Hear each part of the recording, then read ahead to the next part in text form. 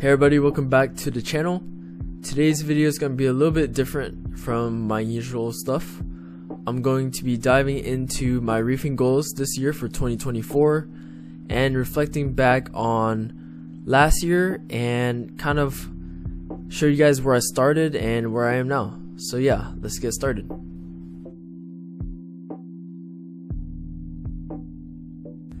In case you guys are wondering what's happening here, I'm just showing you guys my clownfish Pixu here. He gets really territorial whenever I come clean this rock with the gonies he hosts in. Sometimes I clean off the little bubble algae and he comes and nips at my finger, but he doesn't really bite me compared to my other past clownfish. But yeah, here is a little quick overview of what my tank looks like today. Don't mind the torches there. I bought one, but I wanted free shipping, so I bought a few extras, and I'm just gonna probably sell them off locally. Wish I could just start like a freaking crazy torch collection, but that's not really in the budget. So to begin, this year I planned a few things to improve with my reef tank and just reefing life in general. First one's kind of ironic, but I'm actually planning to cut spinning on corals in general, even though I just dropped like 500 for a few torches there. But yeah, I'm planning to just kind of stop adding stuff into the tank and letting things kind of grow and mature. I want to see my frags turn into, you know, mini colonies and kind of just let it coast. I'll probably still add a few things here and there to fill some empty spaces, but overall I'm kind of just cutting back on filling this tank up and more of just watching it grow. Yeah, so here are my GMK zoas. As you can see, we're getting 2 more little baby heads, so I'm pretty excited about that. Exospheres started off with a few and they're growing pretty nicely, so maybe I can frag those up soon. And instead of spending more money on new kinds of corals, maybe I can use those to trade for other types. So kind of just things like that. My second biggest goal for this year is staying on top of maintenance to prevent nuisance algae, pests, etc. I felt like I started really slacking off towards the end of last year because I started working, getting busy. So my tank kind of started to take a downturn. My flow wasn't good enough too, so that was a really big challenge. I think I finally got flow where I want it to be now, so algae starting to cut back. I'm gonna be transparent with y'all and say that I have been dosing a little bit of Vibrant to combat bubble algae, and I'll talk about that in the next video. But to put things into perspective, this is my first ever reef tank back in July of 2021. If you guys didn't even notice, I had like the shittiest light too. It was like some light that wasn't even strong enough to grow corals, and yeah, just a lot of stuff that I learned throughout the years, and this is what I ended up with.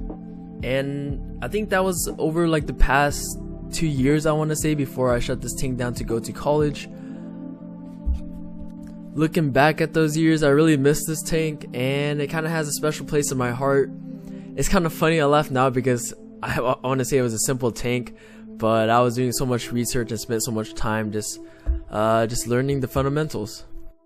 Just curious, if you guys are still watching this video and have been following me since this first Nano Reef I had, leave a comment below. It's been a hell of a journey, and thank you guys for still watching. But to jump back into the present day, I still have some of those corals that actually came out of my Nano tank. I want to say I lost about half of those just due to such a rough and rushed tank transfer. And I even lost those 2 clownfish, which was really sad since they were my first fish. But yeah, we just came a super long way. I remember buying some of these frags when they were like about a quarter size, and now they're kind of growing out and getting huge. So yeah, crazy journey it's been. But I kind of want to see that same success in this reef tank, and we're kind of shy of the 1 year mark. I think I started this tank in June of last year just because I had kind of a delayed start with the tank crack. But yeah, so I think we're on a good start. I want to kind of exponentially grow this year and kind of just improve and keep leveling up. That's kind of how my life philosophy is, and just getting better. Alright, so enough about stuff inside the tank. One thing that was kind of a challenge going from a small tank to a big tank was keeping things organized. With my nano tank, it was like an all-in-one, so I didn't even have a sump. So this is my first ever tank with a sump. It's crazy how dirty those things can get. I spent most of today vacuuming out the sump compartment.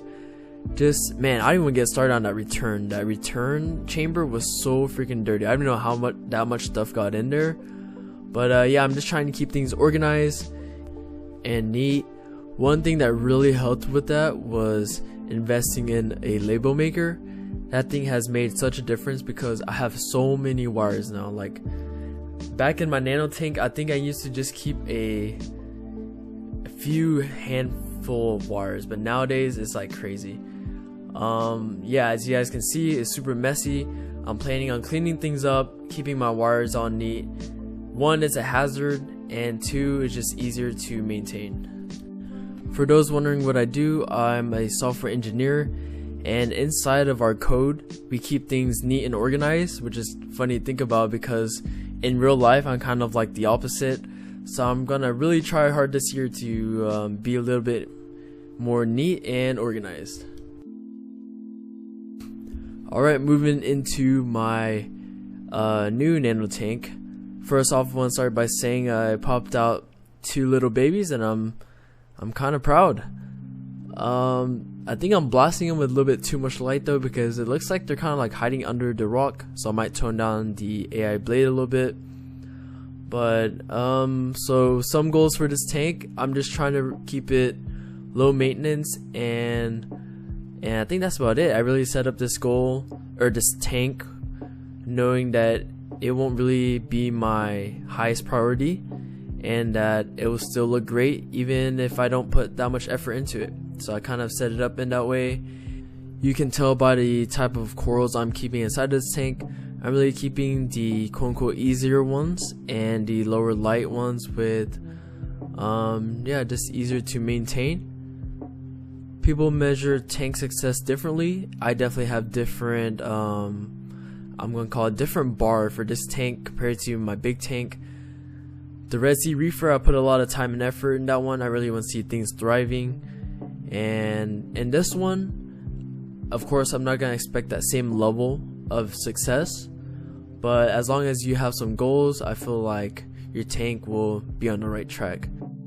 With that being said, being a hobbyist slash reefer for like 3 years, of course my goals are gonna be a little bit more different from one that's been in the hobby for, let's say, like 20 years. They've accomplished more and probably have a really great understanding of how everything works. Experience is a really valuable thing in this hobby, and I listen to a lot of podcasts and watch some videos. I'm not telling you guys to go out there and like watch every single podcast and video to learn, but I'm gonna challenge you guys to kind of try something out this year. If you've been thinking about starting up another tank, maybe you always ran bigger tanks and want to try nano, do that. Or if you've been mainly keeping like softies and maybe some LPS, go ahead and go out there and challenge yourself with some SPS. It's really not as hard as people make it out to be, in my opinion. And if you just do the research, put the time and effort into it. And with that being said, that kind of wraps up this week's video.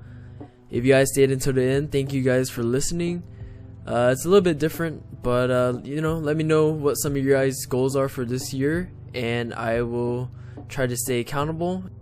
Alright, I will catch you guys in the next video. Laters.